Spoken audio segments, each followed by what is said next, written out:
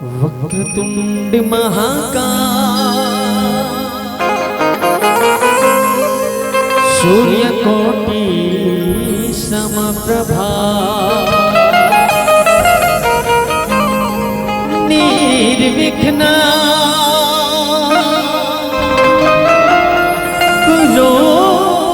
मे देव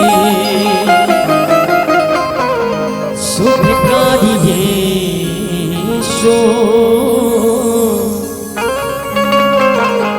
सर्वदा।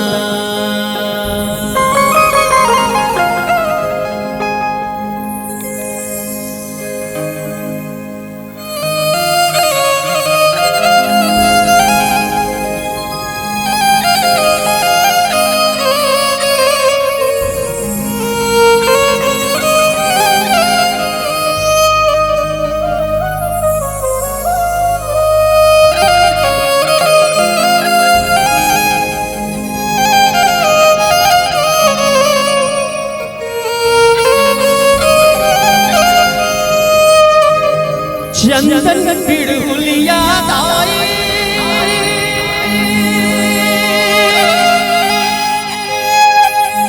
तोरे पर सजायो धीरे धीरे दिया जलाओ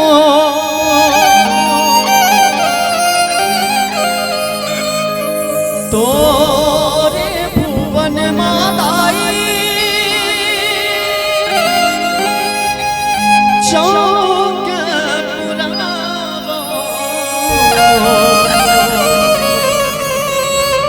भक्ति की भजन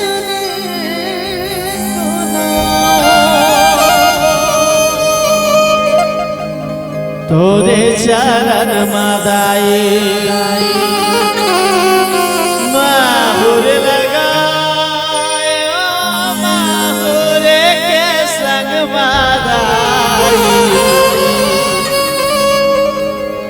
सुखर बिछियावो पावे बजनियावो करे हवे 16 सिंगार हो करे हवे 16 सिंगार हो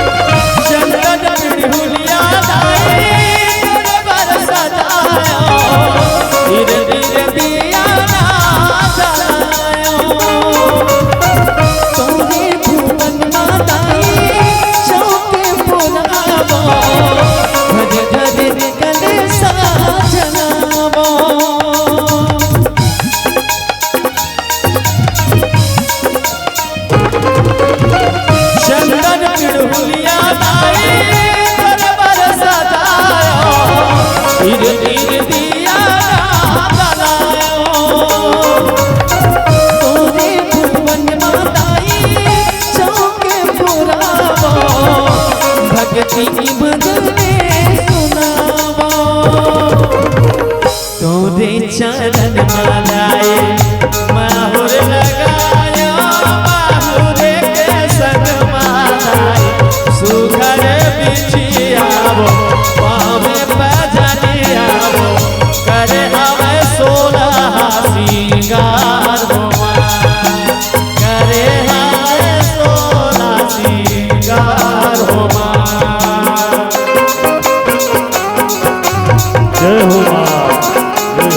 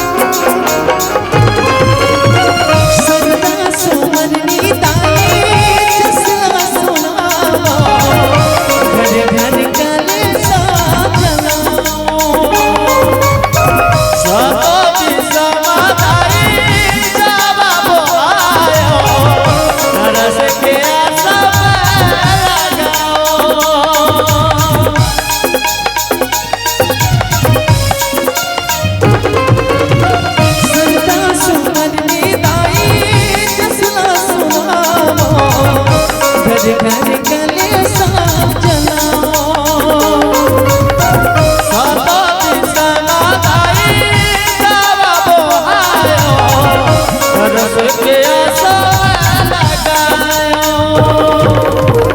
तोरी नैना बरदाई गजरा मंगायो गजरा के संग माताई मोहनी मुरतियावो फुलवा के गजरावो करे हवे 16 सिंगार होमा करे हवे 16 सिंगार होमा तोरे मंदिर बनाए चुनरी चढ़ावा चुनरी के संग माताई नाच नाच दुनियावो माथे की तुलियावो करे हवे 16 सिंगार होमा करे हवे 16 सिंगार होमा करे हवे 16 सिंगार होमा हवे 16 सिंगार होमा